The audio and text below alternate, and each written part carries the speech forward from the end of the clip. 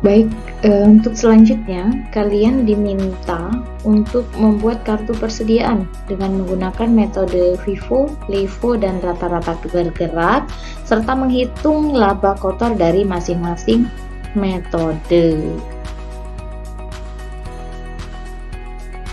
Ya, ini dia kartu persediaannya. Kartu persediaan menggunakan metode FIFO. Nah, di sini kita perhatikan persediaan awalnya ini langsung saja kita masukkan ke kolom sisa. Kemudian pembelian ini masukkan ke kolom masuk. Ya, ini ada pembelian tanggal 3 Februari. Ada 10 unit, harga satuannya Rp2.050.000 sehingga jumlahnya ada Rp20.500.000. Nah, di kolom sisa ini tinggal kita masukkan saja persediaan awal tadi 50 ini masukkan ke kolom sisa, dibuat ulang lagi. Kemudian pembelian yang tanggal 10 juga kita masukkan lagi, tambahkan di kolom di baris bawahnya ya. Nah, yang membedakan setiap metode itu di penjualannya. Perhatikan pada tanggal 7 Februari ini ada penjualan sebanyak 35 unit. Ya, kita lihat, kita menggunakan metode FIFO, first in, first out. Kita lihat yang pertama kali ini adalah 50 unit dengan harga 2 juta. Ya, sedangkan kita menjual 35 unit. Berarti langsung saja kita jual semua 35 unit ini menggunakan persediaan yang 50 ini. Jadi kita jual 35 dikali 2 juta, harganya kan 2 juta. Sehingga jumlahnya ini ada 70 juta rupiah. Nah, sisanya ada 15 unit. Masukkan ke kolom sisa. 15 unit dikali 2 juta sama dengan 30 juta rupiah. 10 unitnya tinggal kita turunkan lagi. 10 unit Rp2.050.000 sehingga kita, setelah dikalikan hasilnya Rp20.500.000. Nah, kemudian ada penjualan lagi. Ada penjualan lagi pada tanggal 10 ini. Kita lihat di soal ada 20 unit penjualannya.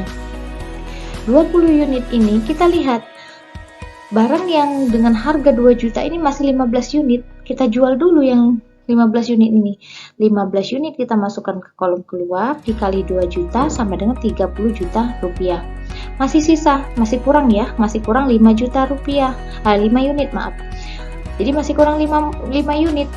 Nah, 5 unit ini diambil dari 10 unit yang harga Rp2.050.000. Masukkan harganya. Setelah dikalikan maka jumlahnya Rp10.250.000. Nah, tadi kan ada 10 unit. Setelah dijual 5 unit berarti sisanya ada berapa? Ada 5 unit. Ini jadi Rp2.050.000 dikali sehingga hasilnya 10.250.000 rupiah. Kemudian ada pembelian lagi. Tanggal 15. Masukkan ke kolom pembelian. 30 unit dikali 2.100.000 sama dengan 63 juta rupiah. Sekarang kita turunkan di kolom sisa. 5 unitnya dimasukkan kembali, kemudian ditambah 30 unit sehingga langsung terlihat persediaan akhir kita ada 35 unit. Dan nilai persediaannya ya, nilai persediaan ini tinggal kita tambahkan Rp10.250.000 ditambah 63 juta, maka nilai persediaannya ada Rp73.250.000. Nah, langsung terlihat juga beban pokok penjualannya. Kita lihat di kolom keluar. Ya, di kolom jumlah, di kolom keluar ini ada Rp110.250.000. Nah, inilah beban pokok penjualan.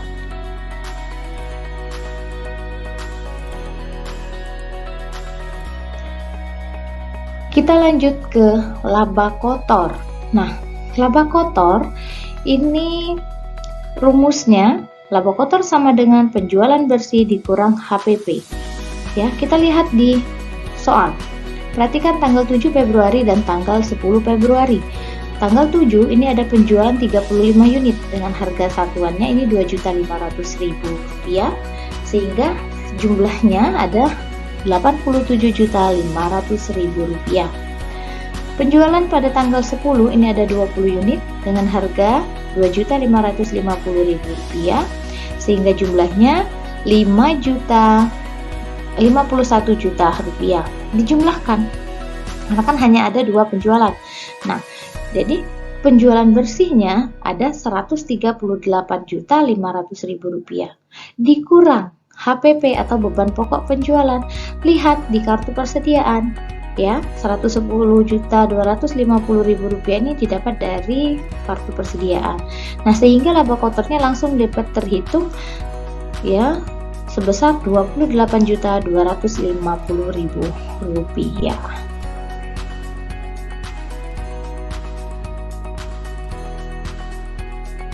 Baik, kita lanjut ke metode LIFO.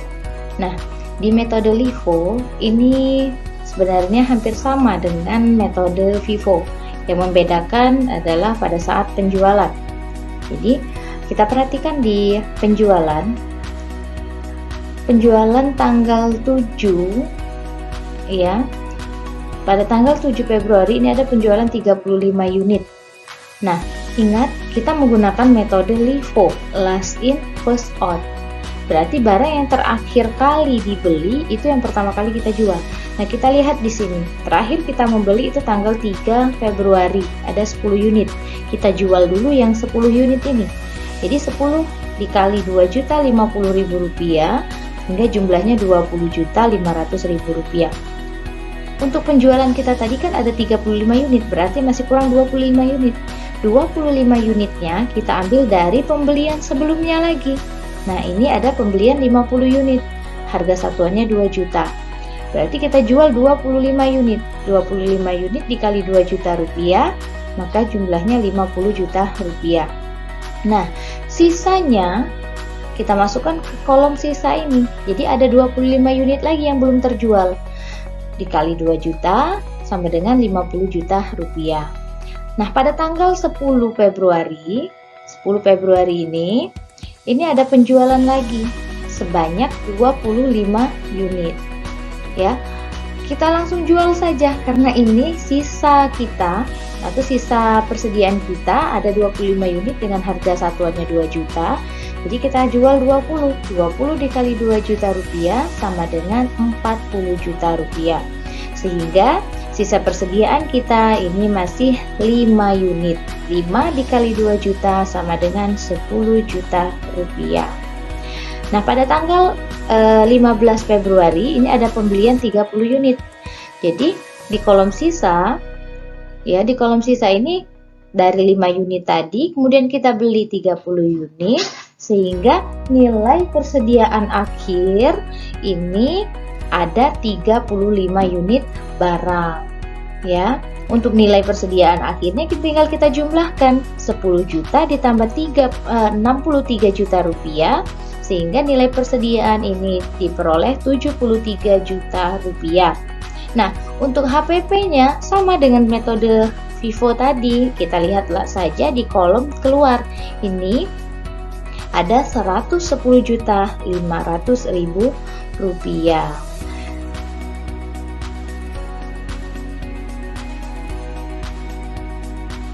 Ya, kita lanjutkan ke laba kotor. Untuk menghitung laba kotor, rumusnya masih sama. Laba kotor sama dengan penjualan bersih dikurang HPP. Ya, penjualan bersih tadi sudah kita ketahui, Rp138.500.000. Ini didapat dari jumlah penjualan pada tanggal 7 dan 10 Februari. Nah, dikurang 110.500.000 ini diperoleh dari kolom keluar yang ada di kartu persediaan, sehingga laba kotornya ini diketahui 28 juta rupiah. Oke, kita lanjut ke metode rata-rata bergerak. Iya. Nah, untuk di metode rata-rata bergerak ini ada perbedaan dari metode FIFO dan LIFO. Perbedaannya di mana? Jadi setiap pembelian itu harganya ini dirata-ratakan. Ya. Kita lihat pada tanggal 1 Februari, ini persediaan awalnya 50 juta, Nah, 50 unit dikali 2 juta rupiah sama dengan 100 juta rupiah. Pada tanggal 3 Februari ini ada pembelian 10 unit. 10 unit kita masukkan ke kolom masuk dikali 2.050.000 rupiah sehingga jumlahnya 20.500.000 rupiah. Nah, kita jumlahkan ya di kolom sisa ini kita jumlahkan 50 unit ditambah 10 unit ya, ini 50 unit ditambah 10 unit sama dengan 60 unit. Kemudian di kolom jumlah 100 juta rupiah ditambah 20.500.000 rupiah sehingga diperoleh 120.500.000 rupiah. Nah, untuk memperoleh harganya inilah yang dinamakan dengan rata-rata bergerak. 120.500.000 rupiah dibagi 60 unit sehingga diperoleh harga rata-ratanya 2.008.333 rupiah. Nah, pada tanggal 7 ini ada penjualan sebanyak 35 unit. Jadi langsung saja 35 unit.